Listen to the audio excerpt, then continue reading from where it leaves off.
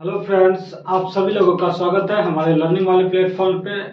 जैसा कि हम लोग पिछले लेक्चर में रिएक्शन इंटरमीडिएट के बारे में पढ़ लिए थे, ठीक। तो आज हम लोग पढ़ने जा रहे हैं रिएक्शन मैकेनिज्म का पहला रिएक्शन, सब्स्टिट्यूशन रिएक्शन, ठीक।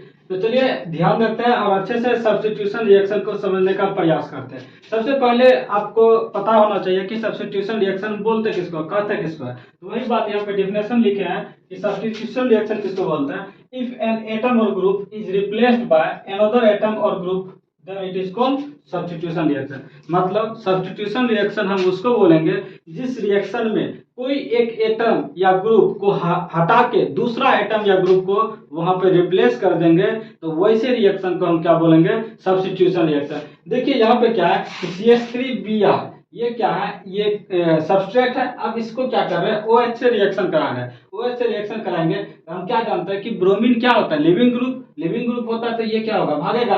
भागेगा तो OH माइनस, इस पे भागेगा तो माइनस लेके भागेगा, Br माइनस, यहाँ पे पॉजिटिव चार्ज आ जाएगा। तो इस पॉजिटिव और निगेटिव में रिएक्शन होके ये कुछ ऐसा बन जाएगा प्रोडक्ट। और यहाँ पे ये तो गौर से अगर इस रिएक्शन को देखें तो क्या हुआ कि यहाँ पे पहले CH3 के साथ क्या था, ब्रोमीन था, लेकिन सबस्ट्रेट में ब्रोमीन है लेकिन प्रोडक्ट में क्या है, और OH ग्रुप है। इसका मतलब क्या हुआ कि Br के जगह हम क्या किए, OH को रिप्लेस कर दिए। तो इस रिएक्शन को हम कौन सा रिएक्शन बोलेंगे, सब्स्टिट्यूशन रिएक्शन। इतना बात आपको क्लियर है। तो चलिए देखते हैं कि सब्स्टिट्यूशन रिएक्शन कितने प्रकार के होते हैं। देखिए सब्स्टिट्यूशन रिएक्शन मेनली रूप से दो तरह का होता है। कौन कौन reaction, nucleophilic substitution reaction and एक इलेक्ट्रोफिलिक सब्स्टिट्यूशन रिएक्शन। क्या क्या होता है, टाइप्स कितने प्रकार का होता है, दो तरह का, एक न्यूक्लियोफिलिक सब्स्टिट्यूशन रिएक्शन, एक यहाँ पे क्या है, इलेक्ट्रोफिलिक सब्स्टिट्यूशन रिएक्शन। तो चलिए एक एक करके दोनों रिएक्शन को हम अच्छे से समझने का प्रयास करते हैं। देखिए न्यूक्लियोफिलिक सब्स्टिट्यूशन रिएक्शन में क्या होगा, इसमें अटैकिंग रिएजेंट क्या होना चाहिए, न्यूक्लियोफाइल होगा। जैसे कि यहाँ पे ये किस OH किसका कम कर रहा था, रिएजेंट का कम कर रहा था, अटैकिंग रिएजेंट का कम।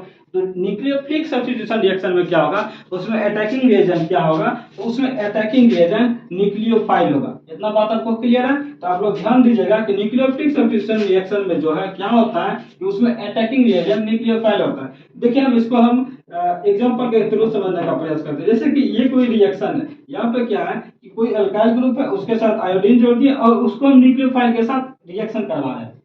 अब न्यूक्लियोफाइल यहाँ पे किसका कम करेगा, अटैकिंग रिएजेंट का। अटैकिंग रिएजेंट क्या करेगा, इस ये आयोडीन क्या होता है, लिविंग ग्रुप, तो ये भागेगा, तो न्यूक्लियोफाइल क्या करेगा, अल्काइल ग्रुप पे अटैक करेगा तो प्रोडक्ट मेरा ये बन जाएगा और I माइनस क्या हो जाएगा, I माइनस अलग हो जाएगा।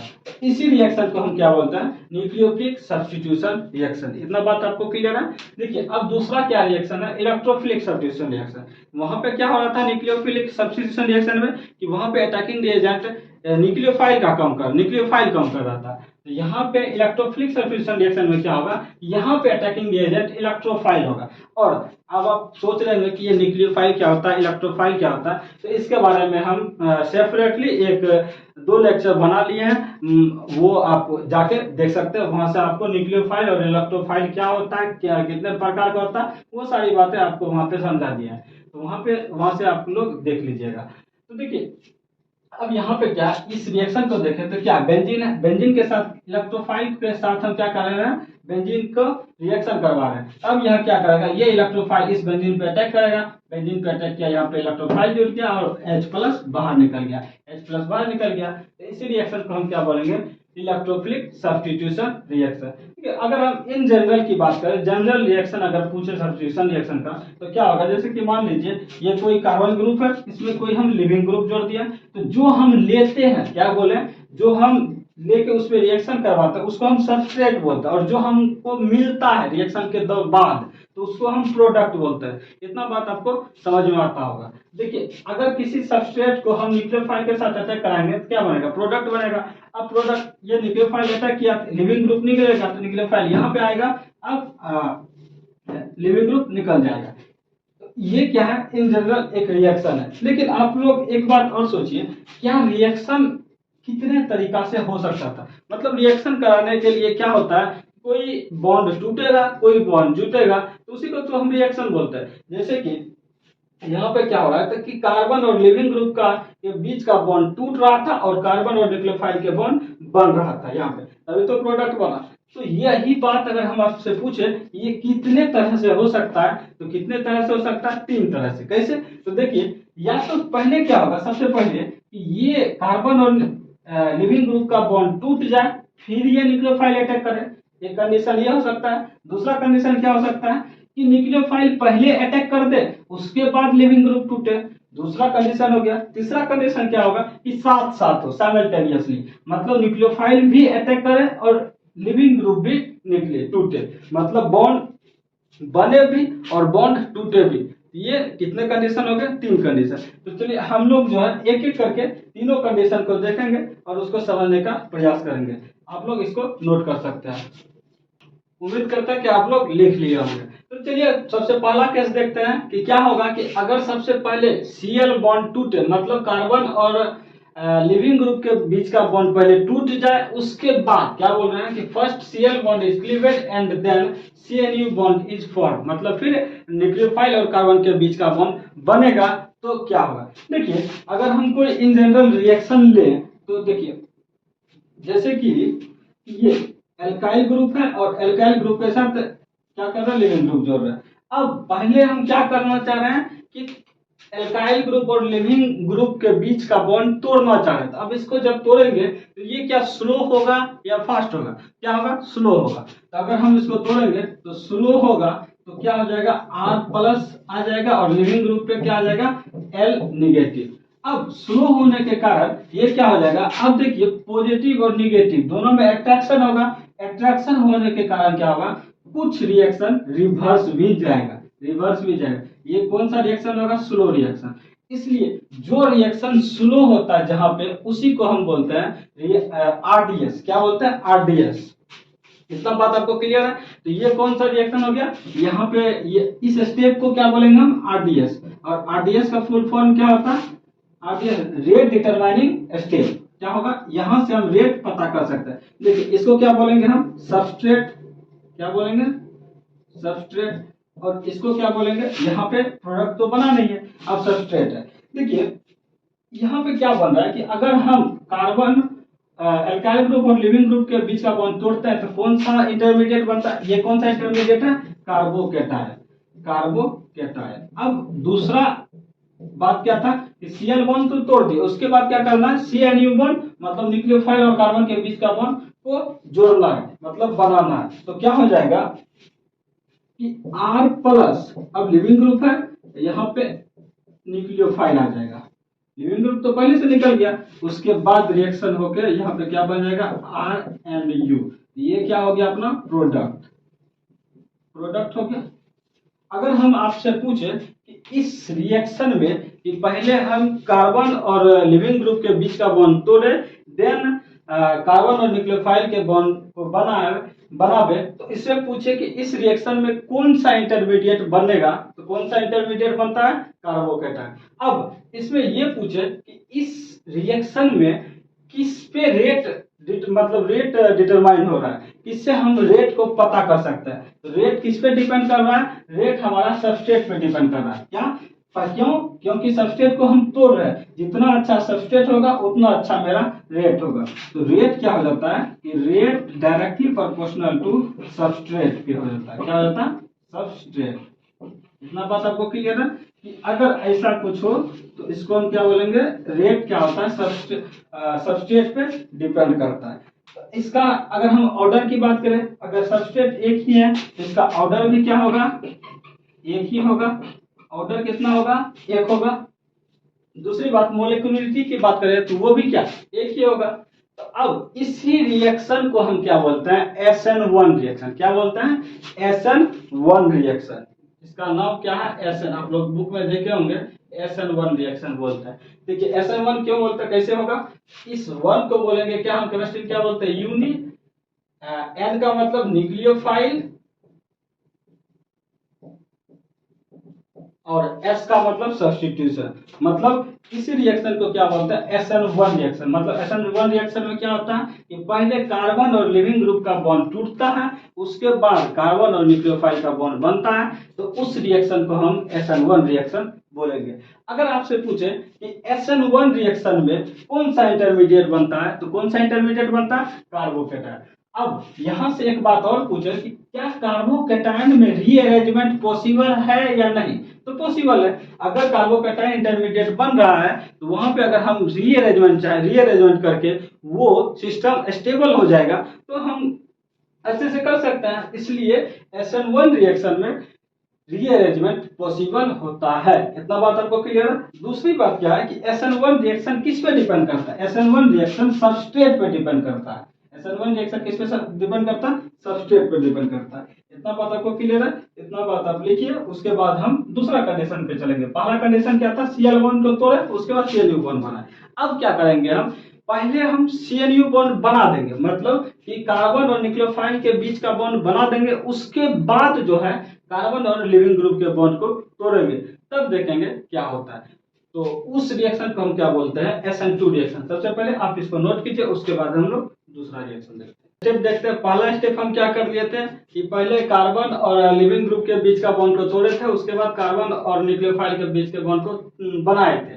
अब क्या कर रहे हैं, दोनों एक साथ साथ करेंगे। अभी जो हम बोले वो हम लास्ट में करेंगे, पहले हम ये कर लेते हैं। दो अगर ऐसा हो कि कार्बन और लिविंग ग्रुप के बॉन्ड बीच का बॉन्ड टूटे भी और कार्बन और न्यूक्लियोफाइल के बीच का बॉन्ड बने भी, दोनों साथ साथ हो, साइमल्टेनियसली का मतलब क्या होता है, साथ साथ। अगर साथ साथ होगा तो क्या होगा, तो चलिए देखते हैं। देखिए अगर ये क्या है, ये कोई सबस्ट्रेट ले लिए, सबस्ट्रेट है, इस पे हम क्या कर रहे हैं, न्यूक्लियोफाइल अटैक करवा रहे हैं, न्यूक्लियोफाइल अटैक करवा रहे हैं और लिविंग ग्रुप भगा दें। मतलब ये एल्काइल ग्रुप और आयोडीन के बीच, लिविंग ग्रुप के बीच का बॉन्ड को हम तोड़ रहे हैं और न्यूक्लियोफाइल और एल्काइल के बीच के बॉन्ड को बना रहे हैं। तो क्या होगा, देखिए तो रिएक्शन बनेगा तो कुछ इस टाइप का होगा कि इधर से न्यूक्लियोफाइल का बॉन्ड बनेगा भी और इधर से लिविंग ग्रुप का बॉन्ड टूटेगा भी। तो ये यही होगा।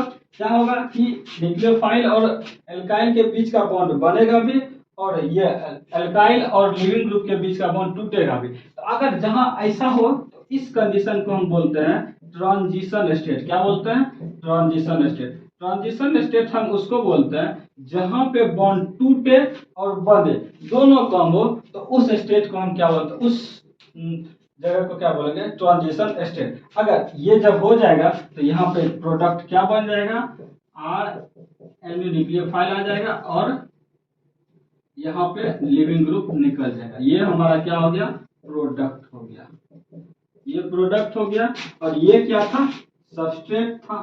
सबस्ट्रेट पे ही तो हम न्यूक्लियोफाइल को अटैक करवा रहे हैं। लेकिन यहाँ पे ध्यान देने वाली बात क्या है कि न्यूक्लियोफाइल पे हम उसी टाइम अटैक करा रहे हैं जिस टाइम मेरा लिविंग ग्रुप भाग रहा है, मतलब लिविंग ग्रुप को निकाल रहे हैं उसी टाइम, दोनों साथ साथ करवा रहे हैं। दोनों साथ साथ करवाते हैं तो यहाँ पे क्या बनता है, ट्रांजिशन स्टेट। ट्रांजिशन स्टेट बनने के बाद मेरा फाइनली क्या होता है, प्रोडक्ट बन जाता है। अगर हम इसमें पूछे कि इस रिएक्शन में रेट किस किस पे डिपेंड करेगा, तो देखिए रेट किस पे डिपेंड करेगा, जितना अच्छा सबस्ट्रेट हो और जितना अच्छा न्यूक्लियोफाइल हो। तो इस रिएक्शन में क्या होता है कि रेट जो है सबस्ट्रेट पे भी डिपेंड करता है और न्यूक्लियोफाइल पे भी डिपेंड करता है। मतलब कि इस रिएक्शन में दोनों पे डिपेंड करता है। अगर सबस्ट्रेट अच्छा होगा और न्यूक्लियोफाइल भी अच्छा होगा तो इस रिएक्शन का रेट अच्छा होगा, मतलब रिएक्शन फास्ट होगा। तो अगर हम इस रिएक्शन का ऑर्डर पूछे तो ऑर्डर क्या होगा, ऑर्डर 2 हो जाएगा। मोलिकुलरिटी क्या हो जाएगा, मोलिकुलरिटी ये भी अपना 2 हो जाएगा। क्यों, क्योंकि 2 है, इधर सबस्ट्रेट भी है और न्यूक्लियोफाइल भी है। इतना बात क्लियर है। इसी रिएक्शन को हम क्या बोलते हैं, SN2 रिएक्शन। क्या बोलते हैं, SN2 रिएक्शन। देखिए 2 को हम केमिस्ट्री में क्या बोलते हैं, बायमोलिकुलर। तो इसको क्या बोलेंगे, बाय मोलिकुलर। N का मतलब न्यूक्लियोफिलिक सब्स्टिट्यूशन, S का मतलब सब्स्टिट्यूशन। मतलब बायमोलिकुलर न्यूक्लियोफिलिक सब्स्टिट्यूशन रिएक्शन, इसी को क्या बोलेंगे, SN2 रिएक्शन। अब हम आपसे पूछते हैं, क्या SN2 रिएक्शन में कोई भी इंटरमीडिएट बन रहा है? क्या आपको कहीं भी दिख रहा है? इंटरमीडिएट नहीं बन रहा, बन क्या रहा है, ट्रांजिशन स्टेट। तो अगर आपसे पूछे कि SN2 रिएक्शन में इंटरमीडिएट बनता है तो नहीं बनता है। अगर इंटरमीडिएट नहीं बन रहा है तो रीअरेंजमेंट होगा ही नहीं। इतना बात आपको क्लियर है। अगर हम दूसरा बात ये पूछे कि SN2 रिएक्शन किस पे डिपेंड करता है, SN2 रिएक्शन किस पे डिपेंड करता है, एक न्यूक्लियोफाइल पे डिपेंड करता है, एक सबस्ट्रेट पे डिपेंड करता है। ये दोनों अच्छा रहेगा तो रिएक्शन फास्ट होगा, ये दोनों खराब रहेगा तो रिएक्शन स्लो होगा, मतलब रिएक्शन खराब होगा। इतना बात आपको क्लियर है। अब तीसरा केस क्या था कि पहले क्या किए, पहले Cl बॉन्ड तोड़े फिर Cnu बॉन्ड बनाए। अब क्या किए, दोनों को साथ साथ किए। अब क्या करेंगे, पहले Cnu बॉन्ड बनाएंगे, मतलब पहले ही न्यूक्लियोफाइल बना को एल्काइल ग्रुप के साथ जोड़ेंगे, उसके बाद न्यूक्लियोफाइल को निकालेंगे। तो देखते हैं कि उसको क्या बोलते हैं। उस रिएक्शन को हम SNI रिएक्शन बोलते हैं। तो चलिए इसको आप लोग नोट कर लीजिए, उसके बाद हम लोग तीसरा कंडीशन देखते हैं। क्या है कि पहले ही हम CNU बॉन्ड मतलब कार्बन और न्यूक्लियोफाइल के बीच का बॉन्ड को बनाएंगे, देन उसके बाद कार्बन और लिविंग ग्रुप के बॉन्ड को तोड़ेंगे।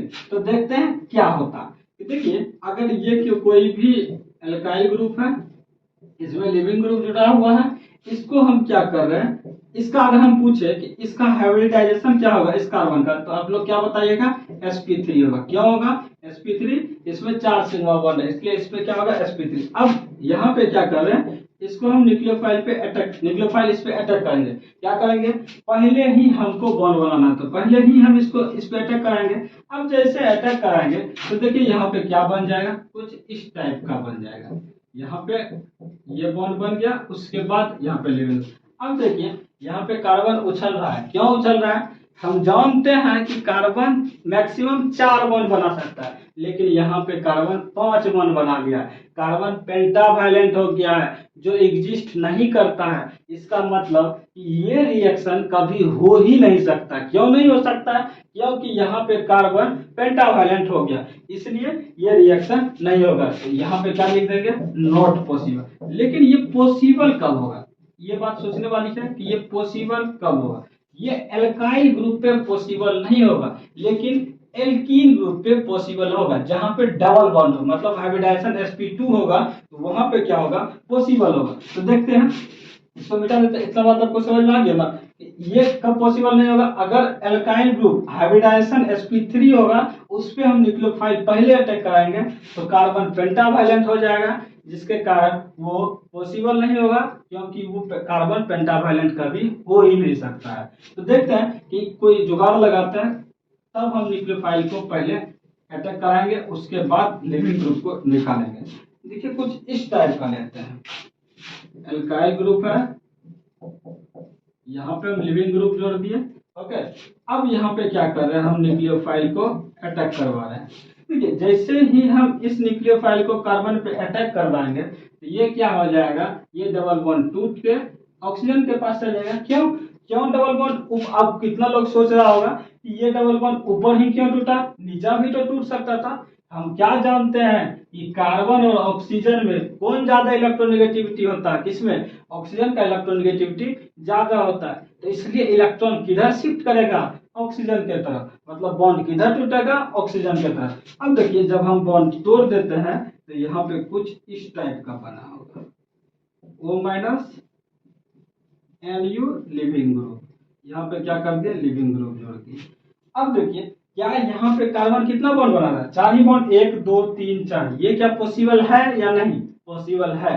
क्यों, क्योंकि यहाँ पे कार्बन टेट्रावैलेंट ही है, पेंटावैलेंट नहीं है। लेकिन ध्यान देने वाली बात क्या है, इस रिएक्शन में एल्काइल ग्रुप जो है क्या क्या नहीं होना चाहिए, तो हाइड्रोजन, ये लिविंग ग्रुप क्या क्या नहीं होना चाहिए, तो हाइड्रोजन नहीं होना चाहिए, एंड एल्काइल ग्रुप कोई भी नहीं होना चाहिए, या एराइल ग्रुप कोई भी नहीं होना चाहिए। ये सब अगर रहेगा तो ये रिएक्शन नहीं होगा।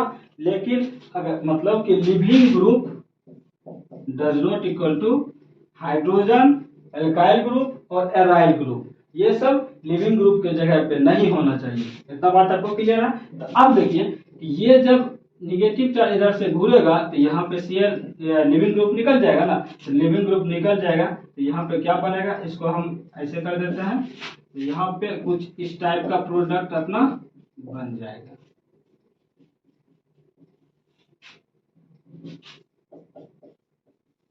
इतना बात आपको क्लियर है।